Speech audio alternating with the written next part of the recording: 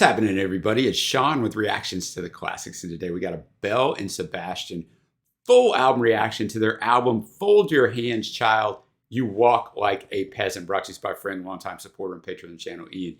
Thank you, Ian. Appreciate you. Appreciate everything you bring. Appreciate all the patrons. If you'd like to support us in any way, check out the Patreon link below, or the patron link on the end screen. The patrons make this channel possible. All right, I don't know much about Belle and Sebastian, but I'll tell you a little bit about them if you don't know them, although you're watching this video, you probably do. But they're a Scottish indie pop band formed in Glasgow in 1996. Led by Stuart Murdoch, the band has released 11 albums. The name Belle and Sebastian comes from Belle et Sebastian, a 1965 children's book by French writer Cecily Aubry, later adapted for television. I can't pronounce foreign names. We're already going to get there. Let's just go ahead and butcher everything. Though consistently lauded by critics, they have only enjoyed limited commercial success. So here's what Ian has to say about this. He said the third or fourth Belle and Sebastian album, depending on if you count Tiger Milk, and most places do when I was researching it. Now, Trey did a reaction to If You're Feeling Sinister, and I have listened to that album. That's the only album I've listened to from him. And Ian says, this is not the most snappy title, and some might say a little pretentious, but if you give that and buy into it, your investment will be rewarded. The album's title comes from a piece of graffiti on a public toilet wall Stuart Murdoch had seen years earlier and remembered.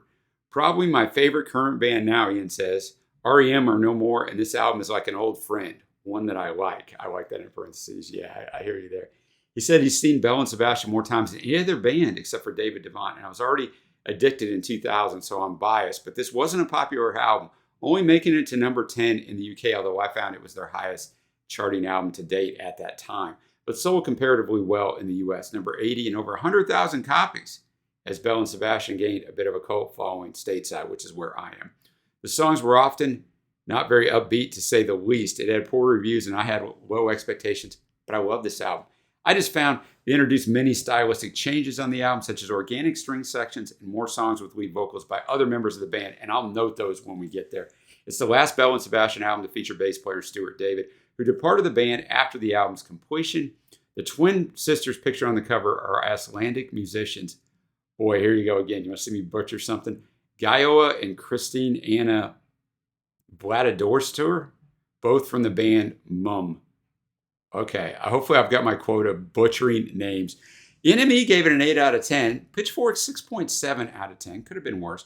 On this, just so you know the members you have Stuart Murdoch on vocals, guitar, keyboards, Stevie Jackson on guitar, vocals, piano, Sarah Martin on vocals, violin, guitar, flute, keyboards, recorder, and percussion. Got to have a good recorder, right? Chris Geddes on keyboards, piano, and percussion, Richard Colburn on drums and percussion, Isabel Campbell on vocals, cello, and guitar, Stuart David on bass, as I already mentioned, and Mike Cook on trumpet, guitar, bass, and percussion. So you got a lot of stuff going into this one. And just a reminder, the music will not be in this video, but it'll be at a Vimeo link below where you can watch along with the music. Thanks again, Ian. Let's kick this thing off with the album opener. We have I Fought in a War. Ian says, film soundtrack song, has an epic feel and sets the sound scene for the rest of the album. He grades every song. I love it. He gives it an 8.5. Stuart Murdoch said it isn't a protest song. It's a personal song inspired by the atmosphere of the short story. Oh, here we go. Another one. For Esme with Love and Squalor by the great J.D. Salinger. I'm going to have the lyrics up as always. Let's get after it. I Fought in a War. Very cinematic soundscape, right? I mean, the first two verses, it was just a faint acoustic and Stuart singing. And then it built, a little bit more. Had some good horn stuff in there at the end. Kind of built the drama throughout it, right? And even though Stuart said it isn't a protest song, I mean, you see some stuff of, it seems like a war protest song, but also, you know, a lost love song. And I mean, he just repeats the verses in here a lot, which builds kind of the drama to it. He starts off, I fought in a war and I left my friends behind me to go looking for the enemy. And it wasn't very long before I would stand with another boy in front of me and a corpse that just fell into me with the bullets flying around. And then we get to the relationship part, right? And I reminded myself of the words you said when we were getting on. And I bet you're making shells back home for a steady boy to wear around his neck. Well, it won't hurt to think of you as if you're waiting for this letter to arrive, because I'll be here quite a while. And then he kind of delves that out. But I just thought, man, this song was really, really good. Really well done. Love the soundscape.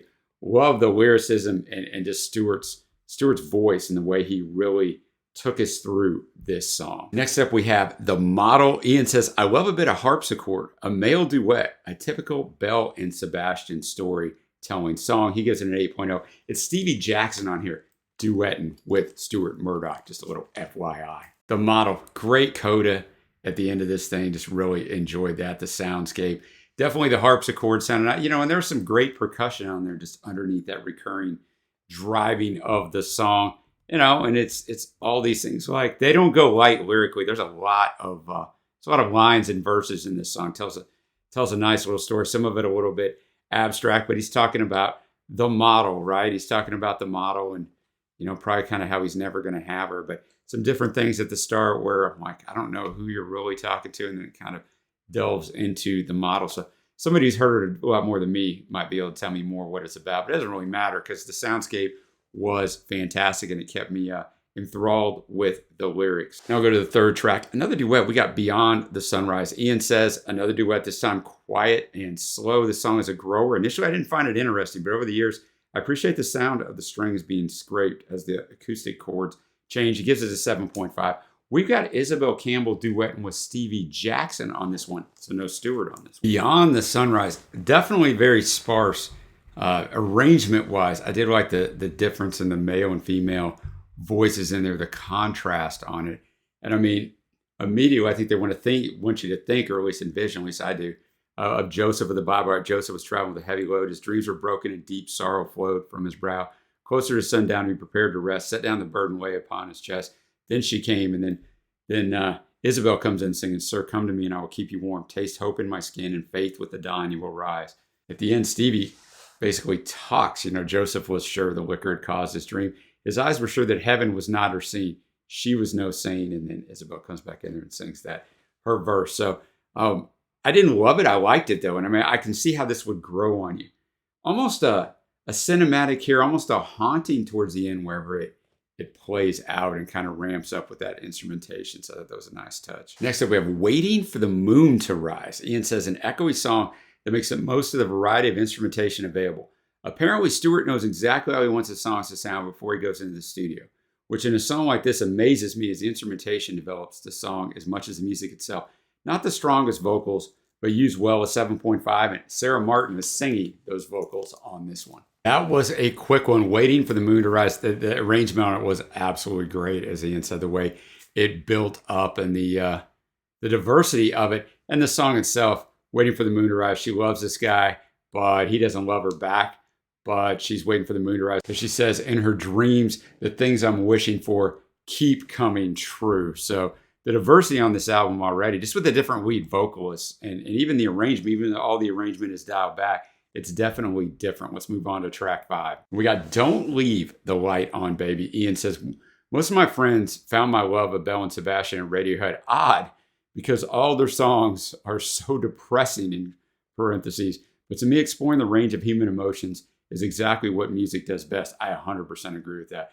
A great song here that builds quietly and understatedly to a satisfaction conclusion. And 8.0, got Stevie Jackson duetting with Stuart Murdoch on this one. Don't Leave the Light On, Baby. And yeah, this is a sad song. There's no doubt about it, as many of these have been. But lyrically, it says, it's been a bloody, stupid day. My baby called me up to say, don't call me, love. Don't call me. It's not all she said. And then he lets you know, though, I guess he's kind of screwed this. I truly love her, but I know I'm bad for her. I'm bad. And so at least she may forgive me for my honesty. And then he talks about friends coming back. And then it's been a bloody, stupid day. Don't leave the light on, baby. My baby called me up to say, don't leave the light on, baby. I'll see you sometime, maybe. Don't leave the light on, baby. Then it finally dawned on me tonight. Best to go down without a fight. I know you will forgive me for my honesty. So the guy's just defeated, right? He might not even done anything, but he's like, I'll just accept this. When you're told something for so long and so many times, sometimes you believe it, man. It's part of human psychology. And so this poor guy has just been beat down. And do you know why he was beat down? Because he had the wrong girl, right? What a segue into our next song. The Wrong Girl, our 6th track. Ian says, there always has to be one song that I don't enjoy as much as the others, and this is it. Vocals are a bit ropey, which we got Stevie Jackson singing vocals on this. And I find the country tone a bit annoying. Uh-oh, now you're already skewing me here. Still not terrible. Spirited Conclusion is okay. with some nice trumpet work. He gives it a 6.5. All right, let's see what we got. The Wrong Girl. Definitely country tinged here, which I'm not a huge country guy. So a little bit of it I like. Not bad. It kind of grew on me as it went on. Definitely not going to be a fave, but the subject matter. When looking for my darling, I'm looking for a sign. I found her in the morning somewhere in the back of my mind. She wasn't there. It's not what I could be. I need a true love. I went looking and I found one. The wrong girl, the wrong kind, the wrong hand to be holding, the wrong eyes to go searching behind, the wrong dream to have in my mind. And he just kind of repeats those things. So he doesn't have the right girl. He's got the wrong girl. Now, whether or not she's imaginary or real, that's probably a little bit left to interpretation. Next up, we have the Chalet Lines, or that's what I'm going to call it at least. It says an emotional, sober, and striking story song. One of my favorites on the album. Not easy listening. Great songwriting 9.0. Wow, I thought we already had some really good songwriting on here, so this one ought to be great. Nice touch with Stevie Jackson coming in there at the very end, and Stevie just adds just that little bit of call and response there. What a gut-wrenching song, right? This girl gets raped in the Chalet Lines. It's just Chalet Lines are rows of accommodation in places like Butlin's Holiday or Buteland's Holiday Camps. I don't really know what that is, but this girl's just basically saying she couldn't get up for the shift today. I'll have to leave the camp now anyway. I'll go to London. There's a mate of mine I know. She'll give me a place full of woe and further to go. And then repeats that he raped me in the Chalet Lines. I just said no for the final time, although it's last month. It's like yesterday. She don't get away from it. I missed my time. I don't think I could stand to take the test, probably the pregnancy test. Probably missed her time of the month. I'm feeling sick. After this, I felt like this for a week. I put a knife right into his eyes. My friend can't see. She asked me why I don't tell the law. Oh, what's the effing point at all? Because, it's so seldom convicted. Man. Just talking about how it was a party. It was going fine with the boys from the amusement park, just showing how much danger women are in at all times, man. When you're out or at a party or anywhere, man. I know. I've got a wife and a daughter. If anybody ever did this to them, I hope they know God because they're going to see him real soon. Wow, man, this song was so powerful. I wonder why Stewart wrote it. It's an odd thing to just. I wonder if he knew someone this happened to, and maybe he disguised it in a story. So it wouldn't be so difficult for them. I don't know. You say you just kind of, my mind goes, why would you write this? And we go to Nice Day for a Sulk. Ian says, bit of a filler song for me. Not awful. 6.5. Nice Day for a Sulk. About 2.5 minutes long. And even then it seemed too long. I went back, I clicked back over to my Spotify. I'm like, there's still a minute of this song left. I thought the arrangement is nice and pleasant, right? And a little bit of an earworm, but the song itself, a little bit nonsensical, and I just didn't really enjoy it. That's all right, because there's plenty of songs on here I do. We got 3 tracks left. Let's go to Women's Realm. Ian says, the album then kicks up a gear with this higher tempo and upbeat song. One of my running tracks. This song got me through the Amsterdam Marathon when I felt I had no energy. This was on loop for the last 5K. 9.5 for him. Wow, man. Kudos to Ian for running the marathons. I didn't even know he did that. We got Isabel Campbell duetting with Stewart on this one. Women's Realm.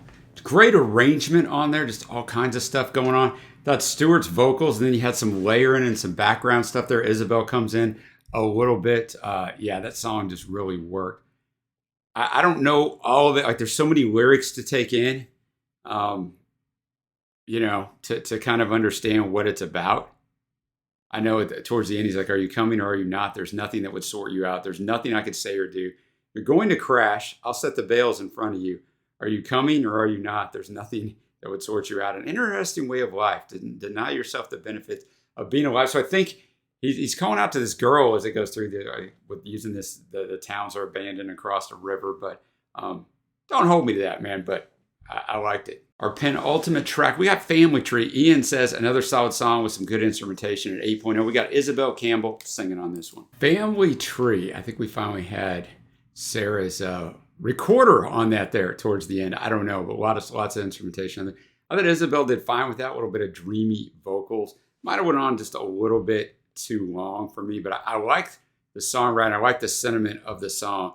That basically, she can't find a place that she belongs, but she's not going to fit into the stereotype that you want her to. Like the way they act, I'd rather be fat than be confused. than be in a cage with a bottle of rage and a family like the mafia. Because she's in the first verse talking about the mannequins right in the window, and she's been looking around town. But I think that's just, an imagery for the girls that she doesn't fit in with. And she got thrown out of school for swearing at the teachers. She said, because they never teach us. A thing I want to know, we do chemistry, biology, and maths. And I want poetry and music and some laughs. And I don't think it's an awful lot to ask. I don't know how school is exactly structured in the UK, but I can tell you in the US, way too stringent sometimes. Way too deep into subject matters that most everyone's never going to use.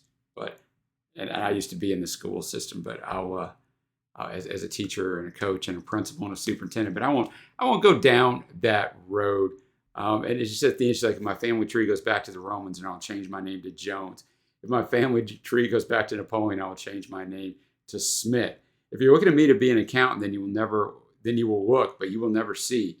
If you're looking at me to start having babies, then you can wish, because I'm not here to fool around. You can wish because I'm not here to fool around. And that's how she finishes out. She kind of holds that around note. So a good penultimate track, and we'll finish this thing off with There's Too Much Love. Ian says, the album ends with another beauty, some great lyrics. I often dance on my own to this song. Ain't nothing wrong with that, man. Then the violins kick in, sends those shivers every time. Not my favorite Belle and Sebastian track of all time, but close second to Get Away From Me Here, I'm Dying. Gives it a 10.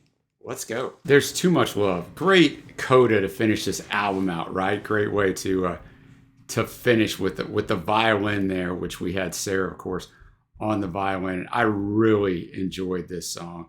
I enjoyed Stewart's vocal delivery, which I'll get to at the end when I rate this album. But I always enjoy his vocal delivery. But I enjoyed the sentiment of the song. Basically, he's saying, look, to this girl, you think I'm perfect. I'm not perfect. I'm just like you, right? I'm just like you. But then he eventually says, I wish, kind of wish you could see me for who I am. And he says, there's just too much love. It's safer not to look around. I can't hide my feelings from you now. There's too much love to go around these days. You say I've got another face. It's not a fault of mine these days. I'm brutal, honest, and afraid. I don't know if she then eventually calls him two-faced, that he's one thing or another. But I'll tell you what, man, what I like about it, well, I like a lot of things about it, but the lyricism, like that weight of expectations that people have on you is sometimes a heavy weight, right? I mean, if you're a good person or you get things done and you're really good at what you do, then all of a sudden that kind of line just kind of goes across. That becomes the expectation level. Instead of people going, wow, man, you're really good at this. Like, I expect you to do this. And when that happens, man, it's a heavy weight. And I've experienced that in my life before in a few different arenas, right? Personal life and work life, where people all of a sudden expect you to be exceptional. And that's just not a realistic expectation across your life. So I really resonated with this one. Now we're going to get to my favorite tracks. Honorable mention, Women's Realm. Now, it's never got me through a marathon. It might be a fave if it had. And The Model, the second track. My faves, the Chalet Lines, is because, man, that song is powerful. I Fought in a War, the very first track. I think that's my absolute fave on this, but it could be the last track. There's Too Much Love that we just listened to. Those are my faves. Before I get to my overall grade, Ian says, listening to the album to create this write-up literally flew by. It seems like I just started typing. It's one of those albums that makes time disappear.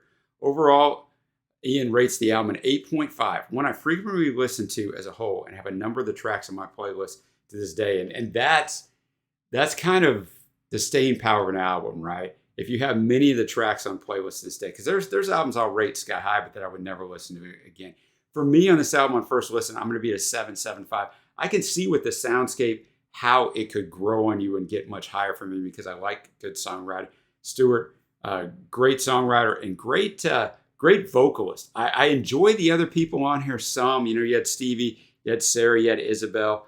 But, Stuart Murdoch is going to be the vocalist of choice for me for Belle and Sebastian. But nothing wrong with throwing some other variation in there. So let me know what you think of this album. What else should we listen to from Belle and Sebastian? Also, remember, if you're feeling sinister, that full album reaction is up. My partner in crime, Trey, did that one. If you haven't already, give us a subscribe. We appreciate it. Until next time, guys, I will see you.